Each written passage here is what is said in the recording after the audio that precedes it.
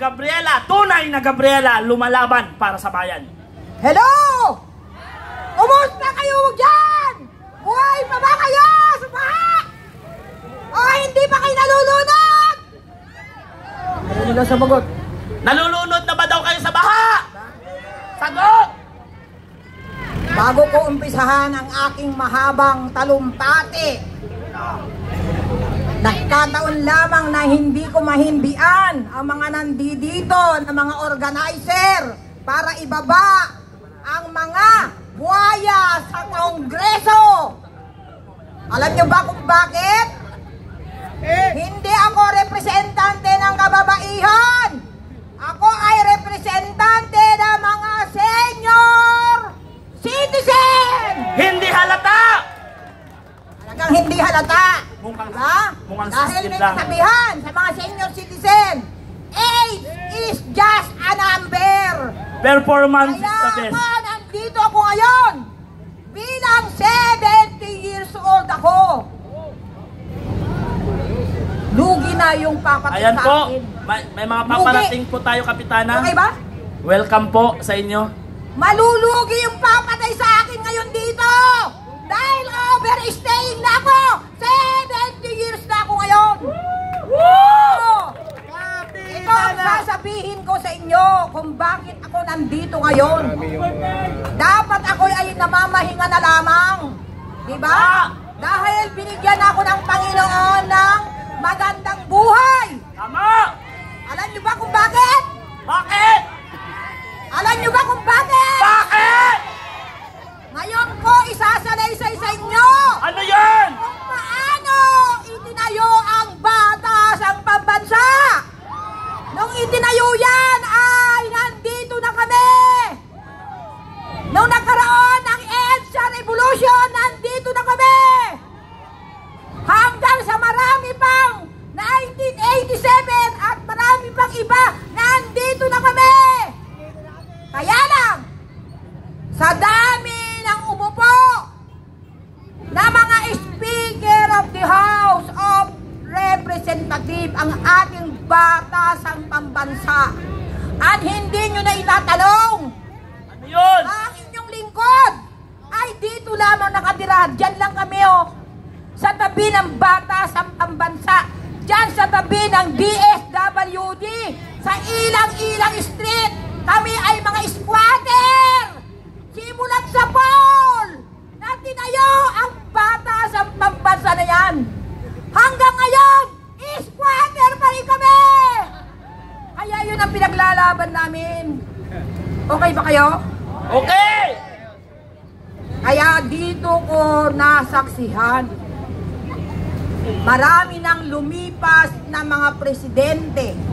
Magmula noong 1 piso at 50 centimos ang galunggong. Nagkahipa ka Magbabago na daw. For almost 37 years. Wala pang nagbago. Nagbago nga. Hindi sa ikabubuti ng mga Pilipino. Tama! Kundi sa ikababagsak ng mga Pilipino. Tama!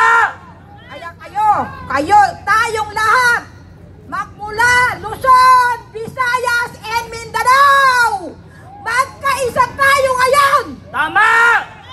Huwag na nating intayin pa ang susunod na generasyon. Kasi yun lamang, yung panahon natin ngayon, yung panahon natin na ibagsak natin, pababain natin, yung congressman, hindi congressman ng mga tao. Tama! Hindi siya Speaker of the House of Representatives. Pwede natin palitan ang pangalan niya. Ano? Ang pangalan niya ay Speaker of the Crocodile. Speaker Ano kayo doon? of the Crocodile. Kasi ang mga miyembro niya ay puro congressman. Puro crocodile. Okay ba yun? Okay. Ito na. Ipagpapatuloy ko pa. Medyo ginaganahan ako eh. Ang isa pang dahilan kung bakit nandito ako ngayon, akala ko ang baha sa probinsya lamang. Akala ko ang korupsyon control ay sa mga regions, mga cities, mga barangay sa iba't ibang probinsya. Hindi pala! Saan pala? Meron din kami dito tabi ng batasan. Yung ipinatayo ko na tulay noong 2002. 23 years na namin ginagamit. Anong nangyari? Donasyon yun ng taga-ibang bansa. Hindi ko na dapat banggitin. Pero ngayon, dahil sa pamumuno ng ating Congressman of the Crocodile, giniba nila ang aming tulay. Bakit? Barangay Payatas. At imbes na ilagay nila ay repair, hindi.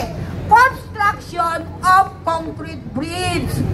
Connecting Payatas A and Payatas B. At alam ba nyo kung magkano pondo? Magkano?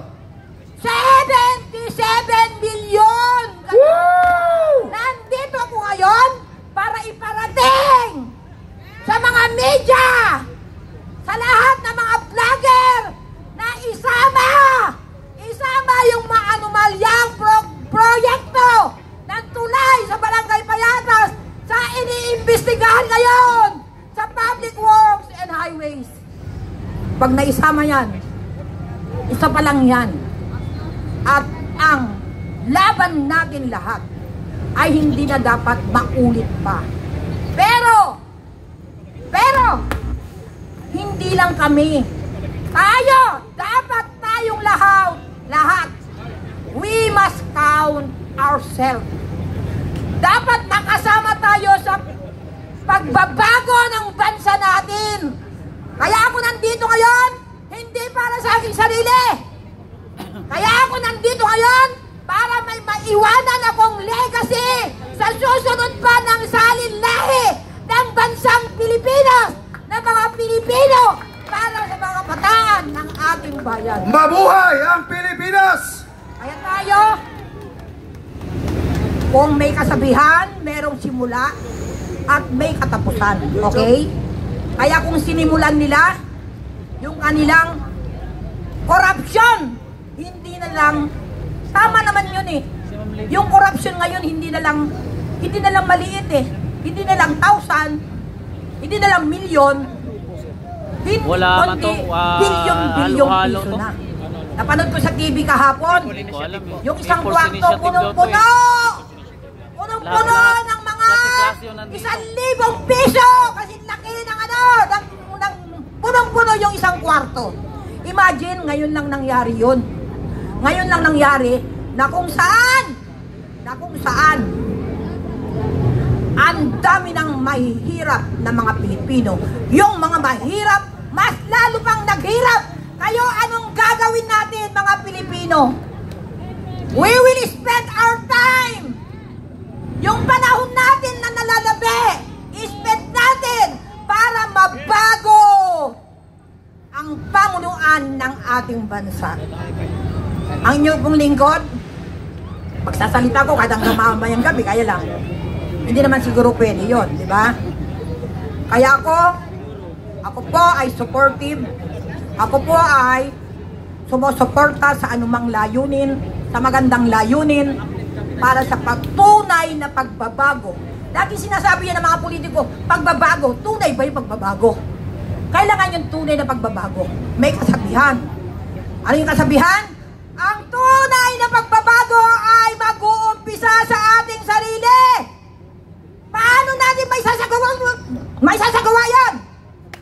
Kaya paano natin may sagawa yun? Pag dumating ang eleksyon, tayo ay pipili ng tamang tao na maglilingkod sa atin. Kaya kailangan baguhin na natin ang ating mga pag-uugali pagdating ng eleksyon. Katulad ngayon, nung isang araw, meron kaming General Assembly doon sa Barangay Payatas na mga senior citizen. Anong sinabi ng aming barangay captain doon?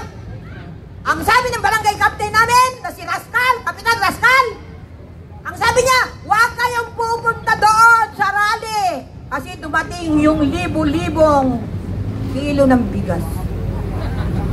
Ando po, namigay sila nung isang araw sa kanong kahapon.